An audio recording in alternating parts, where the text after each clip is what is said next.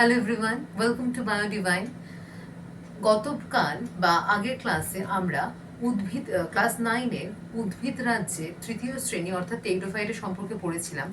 আজকে আমরা উদ্ভিদ রাজ্যের চতুর্থ শ্রেণী অর্থাৎ ব্যক্তবীজী, যার ইংলিশ টার্ম হচ্ছে জিমনোস্পার্মস সম্পর্কে পড়ব। ঠিক আছে? তো আগে আমরা এর যে সাধারণ বৈশিষ্ট্য সেগুলো সম্পর্কে একটু দেখে নিই।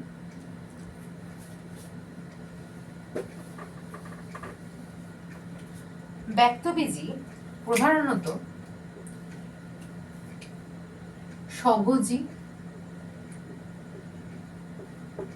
বহুকোষ বিশিষ্ট হয়ে থাকে।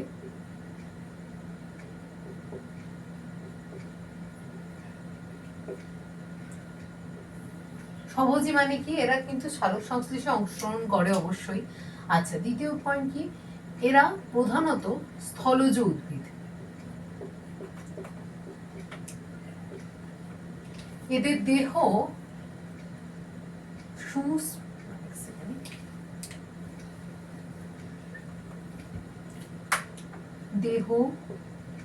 সুস্পষ্টভাবে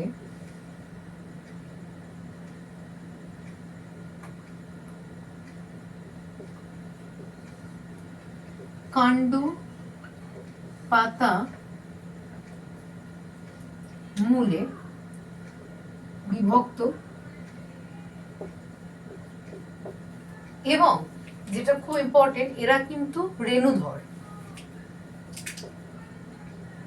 আচ্ছা, এই যে পয়েন্ট আমি বললাম রেণুধর, এটা আমি একদম ক্লাসের শেষে ব্যাখ্যা করব যে ব্যক্তবীজী উদ্ভিদের মধ্যে কিরকম রেণু দেখা যায় বা স্পোর দেখা যায় এবং সেখান থেকে কিভাবে এরা বীজের সৃষ্টি করে। ঠিক আছে? ওকে।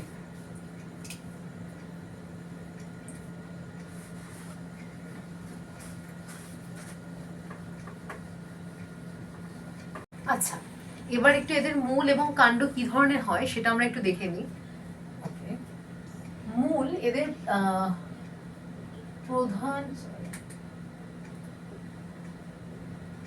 প্রধান মূল থাকে, প্লাস কিছু কিছু ক্ষেত্রে বৃদ্ধির জন্য এদের সাথে অস্থানিক মানে প্রধান মূলের সাথে অস্থানিক মূল্য দেখা যায়। তার মানে কি? অস্থানিক মূল কেন দেখা যায়? বৃদ্ধির জন্য।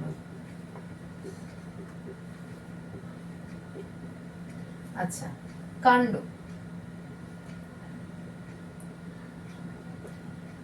এদের কাণ্ড প্রধানত দৃঢ় ও কাষ্ঠল প্রকৃতির।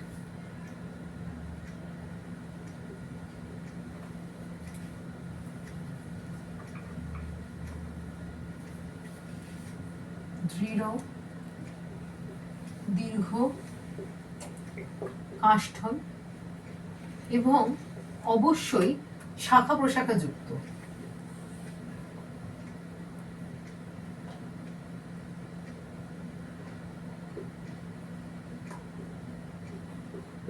তো আমি যেটা বললাম যে এদের কাণ্ড প্রধানত কাষ্ঠল, দীর্ঘ, দৃঢ়, শাখাযুক্ত এবং কিছু ক্ষেত্রে আমরা শাখাহীনও দেখে থাকি। এবার আমরা জেনে নেব এদের পাতা কেমন হয় এবং এদের দেহে কিন্তু সংবহন কলা উপস্থিত। যদি সবার মনে থাকে তাহলে আমি বলেছিলাম উদ্ভিদ রাজ্যের মধ্যে প্রথম সংবহন কলা দেখা গিয়েছিল হচ্ছে আমাদের টেরিডোফাইটস এর মধ্যে। তারপর এদের সংবহন কলা হচ্ছে আরো ডেভেলপ। তো আমি সেইটাকে ব্যাখ্যা করব। তার আগে আমরা দেখে নেব এদের পাতা কি ধরনের হয়। তো পাতা দু ধরনের প্রধানত আমরা দেখি। এক, সবুজ সালোক সংশ্লেষকারী অর্থাৎ যারা খাদ্য উৎপাদন করে। আর দ্বিতীয় হচ্ছে কি বাদামি বর্ণের শল্কপত্র।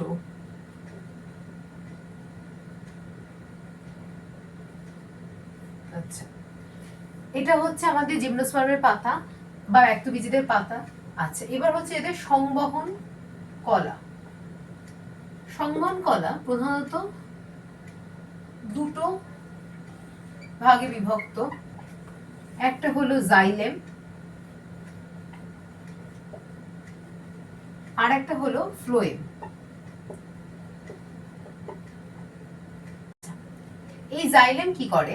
জাইলেম আমাদের জল সরবরাহ করে, আর ফ্লোয়েম খাদ্য সরবরাহ করে। এবার ব্যাপারটা হচ্ছে, এই যে জাইলেম জল সরবরাহ করছে, কোত্থেকে করছে?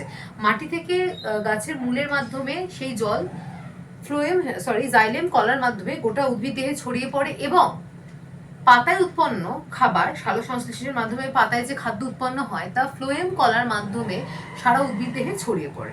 এটা হচ্ছে এদের সংবহন কলার কাজ, যেটা আমরা ডেভেলপড সংবহন কলা দেখতে পাই আমাদের ব্যক্তবীজী বা জিমনোস্পার্মসের ক্ষেত্রে। এবার আমরা দেখে নেব ফার্স্ট যে পয়েন্ট আমি তোমাদের বলেছিলাম যে এদের দেহে রেণু দেখা যায় বা এরা রেণুধর, এবং এদের স্পোর্স গুলো কি করে গ্যামেট ফর্ম করে সিড বা বীজ ডেভেলপ করছে সেইটা আমি একটা চার্টের মধ্যে তোমাদের বুঝিয়ে দিচ্ছি। তোমাদেরকে আমি বললাম যে স্পোর বা রেণুর থেকে কিভাবে এরা গ্যামেটোফাইট তৈরি করে গ্যামেট ফর্ম করে এবং সেখান থেকে কি করে বীজ হয় সেটা আমি একটা চার্টের মধ্যে লিখে দিচ্ছি। তো এটা হচ্ছে সেই চার্টটা। প্রথমত আমরা আগে দেখে নেবো হচ্ছে আমাদের জিমনোস্পার্ম প্ল্যান্ট, বা এটা একটা ব্যক্তবীজী উদ্ভিদ। এখান থেকে যদি আমি এখানে জার্নিটা শুরু করি, তো সেই উদ্ভিদ থেকে আমি এখানে 1 নম্বরিং দিয়ে দিলাম। আমরা প্রথমে পাচ্ছি রেণু বা স্পোর। ওকে, এই রেণু মানে এবার দেখো রেণু দু ধরনের হয়, সেটা হচ্ছে এক হচ্ছে মাইক্রোস্পোর, একটা হচ্ছে মেগাস্পোর। নাম শুনেই বুঝতে পারছো, মাইক্রো অর্থাৎ ছোট এবং মেগা অর্থাৎ বড়, রাইট? তো আমরা এটাকে বলতে পারি ক্ষুদ্র রেণু এবং বৃহৎ রেণু। তো এই যে মাইক্রোস্পোর এবং megaspore, microspore mainly male gametophyte generate করে, ঠিক আছে? তো মাইক্রোস্পোর কি জেনারেট করছে? Male gametophyte. আর মেগাস্পোর কি জেনারেট করছে? Female gametophyte. হ্যাঁ, এটা বলে রাখি, রেণু দু ধরনের হয়, তাই জন্য আমি রেণু থেকে দুখানা তীর চিহ্ন এঁকে বোঝাতে চেয়েছি যে রেণু ক রকমের হয়। একটা রেণু এক প্রকারেরই হয়, এমন নয় যে একটা রেণু ভেঙে গিয়ে দু প্রকার হয়ে যাচ্ছে, ঠিক আছে? একটা রেণু নয় মাইক্রোস্পোর হবে, নয়তো মেগাস্পোর হবে। তো যাই হোক, মাইক্রোস্পোর থেকে মেল গ্যামেটোফাইট, মেগাস্পোর থেকে তৈরি হবে ফিমেল গ্যামেটোফাইট। এই স্পোর থেকে তৈরি মেল গ্যামেটোফাইট পরবর্তীকালে মেল গ্যামেট ফর্ম করবে, এবং ফিমেল গ্যামেটোফাইট থেকে ফিমেল গ্যামেট তৈরি হবে, যেটা কিনা আমাদের মেগাস্পোর থেকে এসেছে।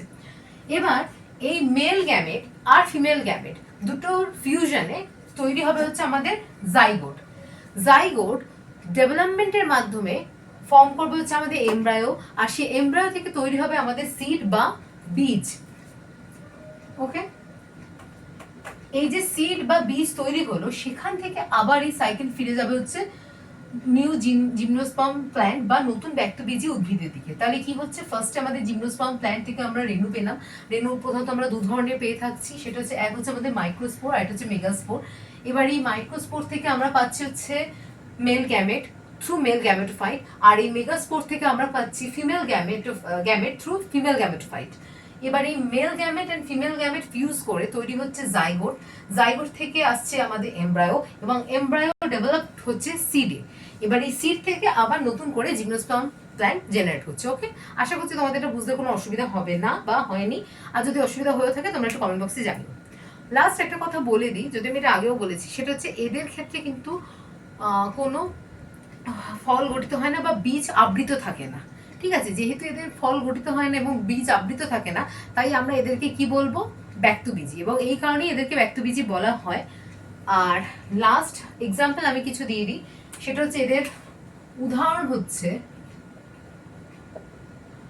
সাইকাস, পাইনাস ইত্যাদি, ঠিক আছে?